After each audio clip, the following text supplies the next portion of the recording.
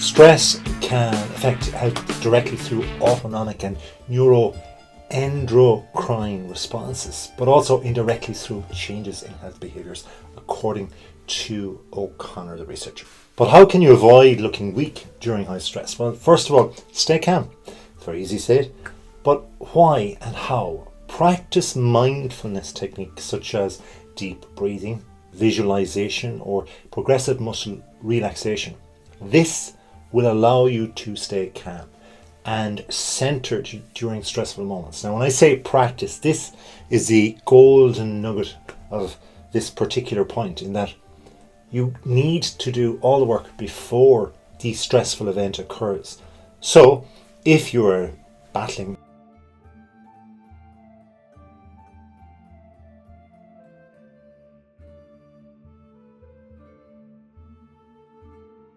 visualization and relaxation, and the three of them together will shift that burden of the stress from you during that high pressure or perceived, or before the situation perceived, high stress moment.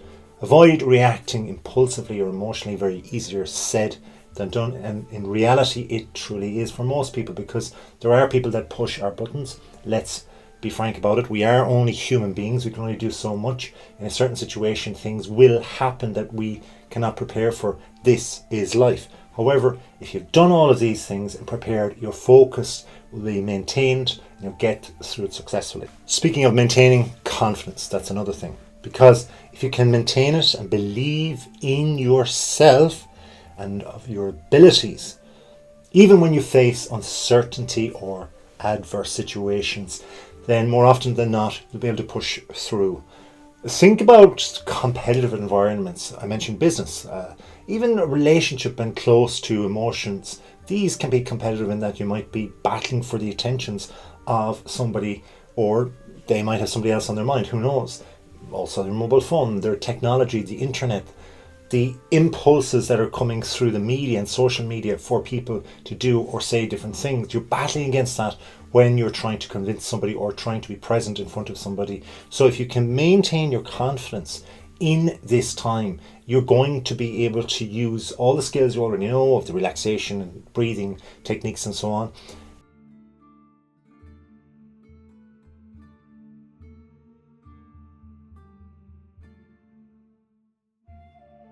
Other opponents as such for the attention of this other person, the decision maker, be it through a relationship or a business situation. The golden thing about all of this, really, isn't it, these last couple of points, is prepare.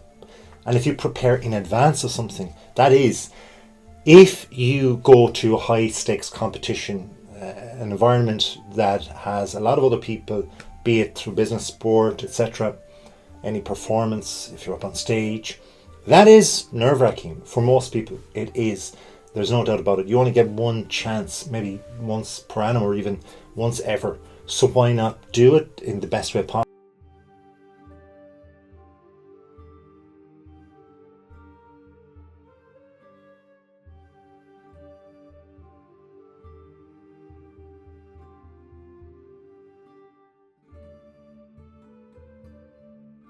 Get on the particular stage, look and see in front of you where the audience will sit. Look and see the back wall. What's on that back wall? That's the thing you'll be staring at if it's a big audience. Same way with the pitch, the field maybe that you're playing sports in. Same way with the physical premises, say a cafe, a bar, whatever else, that you're meeting somebody in for a business or personal relationship. If you prepare and have strategies and the necessary resources, you'll be able to problem solve in the moment. You'll have thought about it because you've been there before. So feel more confident going into it, and you'll be more confident throughout it too. The problem is not a problem unless there is no solution at hand. And for every problem there is a solution. I am not the most talented man in the world. Unfortunately, probably neither are you. But we have talents. But there are many other millions and even billions of people on this planet, thankfully, who have talents that we can use or learn from.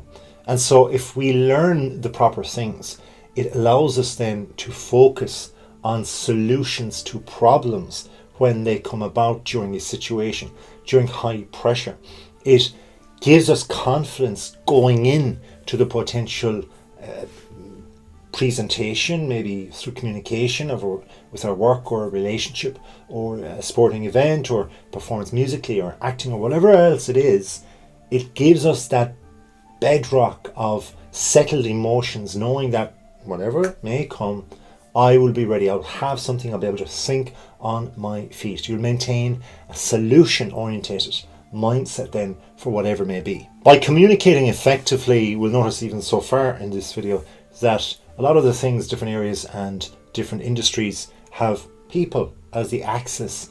And so if we can communicate effectively to the boss, to the decision maker, to the person who is the object of our affection, once we do that, we're like the beginning of a chain, and we can get all the strengths and the other links of that chain to pull along with us.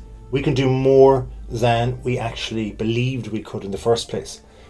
By using the correct language, and assertive language, without being aggressive, and having sure and confident, open body language, you'll convey an authority and a conviction within your message, clearly and confidently communicating your opinions, your thoughts, and even your intentions, or intersecting into a conversation will allow you to give much more and to be seen and respected in a better light when competing.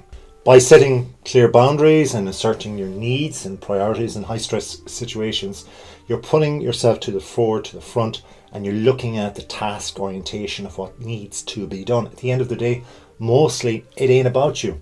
You just happen to be in that situation, maybe for the first time, maybe for the only time. But what is more important is getting the job done. So disregarding the hesitation that you may have to say no, to say unreasonable demands or maybe even requests, rather than that, delegate tasks or maybe responsibilities when it is needed to do so. And in doing so, you'll avoid becoming overly dependent on thinking or having anxiety in the moment. Instead, you'll be assured that things will go well. Not everybody's perfect. Hands up if you are. Seek support, because somebody out there knows something that you don't. Somebody out there has the answer to your problem. Somebody out there can calm you in the situation. If you do need to go to a medical doctor for advice on this, that's absolutely fine too. But healthy eating, adequate sleep, self-care, and getting the right people around you, all these are a lovely cocktail, a mixture of things. Even exercise and knowing and being aware of what your well-being is, what it demands, what you demand from yourself in the moment of pressure, in the moment when that comes. If you have everything in place and people around you in place in all aspects of your life, you're more than likely to succeed. Things will go wrong, I'm afraid they will. Not every pressurable moment will be perfect, but if you can just fight your way through, get to the end, get the nuggets of what you need to do done, it doesn't have to be perfect, then you can refresh and reflect by learning from your mistakes. Next time, you'll be better. Having the experience of doing something pretty okay or well is better than not doing it at all. Reflecting on past experiences allows you to identify lessons that you've learned, and then in the future you can use them and be informed more to the future challenges and perhaps better ways of doing things. And above all, stay positive, for we all have pressurable moments in life and we need to get through them. There are the tools and the skills of the trade. If you like this video, please hit the subscribe button. Otherwise, well, I'll be mute next time. But until next time, please do have a wonderful day.